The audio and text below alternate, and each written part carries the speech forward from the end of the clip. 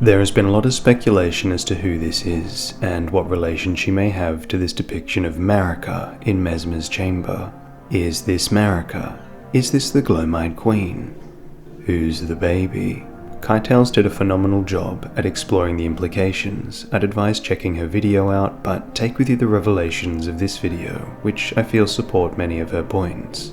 In the confines of Volcano Manor, a graveyard of particularly interesting Abductor virgins lies unexcavated, and they contain within them elements we do not find in other Abductor virgins. Perhaps they are among the first created, or impacted by the hexes of Gelmir, or maybe the heat of the lava reveals their mortifying secret, perhaps a key to what powers these horrific contraptions. What am I talking about? Nestled in the arms of the Abductor virgin is a baby, and nestled in the head of this baby is a distorted face, seemingly wailing in horror. Upon further investigation of the Abductor virgin itself, I believe we are given dramatic insight into what or who this woman represents, as not only are these faces shown on her skin, but they're also shown in her clothing. If the presence of these faces and bodies in her flesh is symbolic of the processing of the jars the shaman underwent, and the presence of them in the baby are representative of the passing of the products of the jarring process to the next generation, or perhaps aspects of that process being removed from the parent and sealed in the baby, as this baby's skull does sort of seem to have been sealed. Then, if Kytales hypothesized this represents the Gloamite Queen, then the faces emerging from her clothing would strike me as an obvious tie to the Godskin, who also don faces in their fleshy attire. Why would I presume these faces are of corpses and not spirits or something else of the sort? Well, these exact same wailing faces can be found on corpses in nearby bonfires, and on the corpses at the Weeping Peninsula. And I did check to see if these corpses and the ones in the trail at the end of the Eternal City's waterways are the same. And they're not. I couldn't find these same faces in those piles of corpses anywhere. Interestingly, these faces and patterns only show on the broken down Abductor virgins specifically of Volcano Manor, and not any of the operating ones inside or outside of Volcano Manor. I figured perhaps this was a texture related to broken down Abductor virgins. However, they also do not show on any of the broken down Abductor virgins in other locations. I debated with myself whether or not this was just a texture thing, something unintended to be seen, like a burnt effect for Volcano Manor, but not only was this perfectly reachable and something easily seen, but the implications as per the Jarred Shaman, the Godskin, as well as the hexes of Mount Gelmir, possibly how these monstrosities are operated, and Rykard's knowledge of the events of the Shaman, do link very smoothly. In a game so specific and so detailed, where minor things like the color of something in the light drastically change its meaning or what it implies, where intricate patterns tell a story of the entire history and the stature of things likewise, how could I disregard this outright as a simple texture oversight? I checked other burning objects and items throughout the game and in Volcano Manor itself and found nothing else that contained these features. If they were going to do a broken down or burned texture, why on earth wouldn't they just use the already existing burned or broken textures? Why would they specifically use a texture with body parts and faces coming out of them,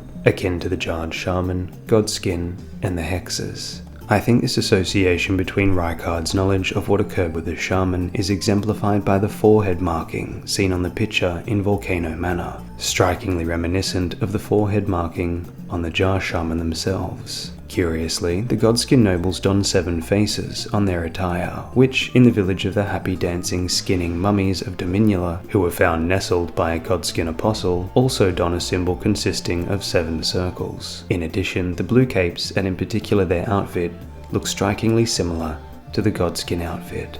Did you know then, though the denizens are long deceased, that there is a Celebrant village at Mount Gelmir, where we find the "You're beautiful" prattling plate, said to have been spoken by a mother. Then of course we have the eerie similarities between the gems adorning the Carrion royalty and the Godskin, a familiar purple, or Gloam. And for those of you who say that Gloam isn't purple, the Gloam time of day is referred to as twilight, which is the time period just after sunset and presents a red and blue sky. And red and blue make purple.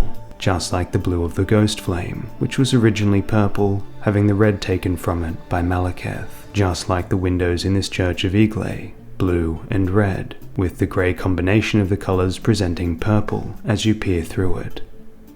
The cherry on top of this Karian Godskin connection is the Godskin noble protecting the tower where Rani committed her hidden sin. There are tremendously important ties between the Godskin and Celebrants, and therefore the Gloam Queen, Rani and the Karians, and Volcano Manor and Rykard, solidified in the blasphemous claw, which reinforces the allegiance between Rani, therefore the Godskin and Gloam Queen, and Rykard.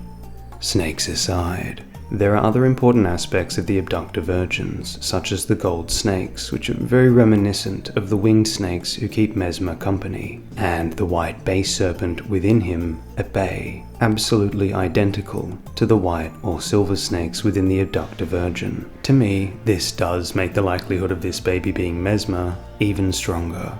Perhaps another shout out to the Godskin is the fact that the inside of this monstrosity is laden with hide pinned around the snakes. One last thing about these Abductor virgins found in this magma cemetery, and a detail that really I cannot ignore. From the DLC trailer, we see who we assume is Marika pulling some golden strands from something very Godskin-like, something I've always thought to look a little like a womb. And as my law therapist Kick6 pointed out, this diagram of the human uterus is very reminiscent of the Black Flame incantation sigil. And on the belly of these Abductor virgins, possibly the Gloam Queen, curiously, we find clawing hands, as if wrenching at the side of pregnancy. I will take this part regarding the Abductor virgins one last step further before I move on, and this part is pure and total speculation and a complete reach. But if these clenching hands are reaching into the womb of the Abductor virgin, then I can't help but think, and I could be absolutely wrong about this, that this mass of ripples that moves around the Abductor virgin looks similar enough to what we see being reached into in the Shadow of the Erd Tree trailer for me to make a note on it. Babies have a strange position in Elden Ring, no thanks of course to Miyazaki, who seems to have had it out for them since the very beginning. But in Elden Ring, we truly do find them in some bizarre places. If they are in fact being used as tools of the parent to store aspects of themselves, or used as some sort of power source, like to power the Abductor virgins. Perhaps this is even further evidenced by the ancestral followers and the use of the ancestral infant's head, which seems to somehow imbue them with power. Then I wonder if that can be vindicated or supported by the presence of babies on the Crypt Sorceress. What purpose do they serve clutching to them like this? Is it the same purpose they serve clutching to the figures we find in Miquella's Halig Tree? Tremendously curious. No? My intention for this video was to introduce many of these concepts and give them an elementary review, so I'm sure you have probably left this video with more questions than answers. So I would consider this little video rabbit hole an introduction, a teaser if you will, to my investigation of the timeline of the grandmother. As you can imagine, I have my own theories about who this is, what this all means, and what's going on with the baby. However, as I said, I'll be exploring and explaining this relationship in my next grandmother video, their timeline. But before then, I have one more video to drop for context setting. And I'm confident I have something to show you that is nowhere else on YouTube. If you enjoyed this video, I'm more than certain you'll enjoy the next video. To help support the channel and its growth and my ability to take time to make these videos, please consider subscribing, or if you want to go that step further, signing up to my Patreon or YouTube members. Patrons and YouTube members get a sneak peek of upcoming content, bonus content, voting on future projects, and much more. And if you get the chance, you should come along to the next YouTube live session, where I freecam around and you can tell me where you want to go and have a look. This last session we just did, we found some very interesting things.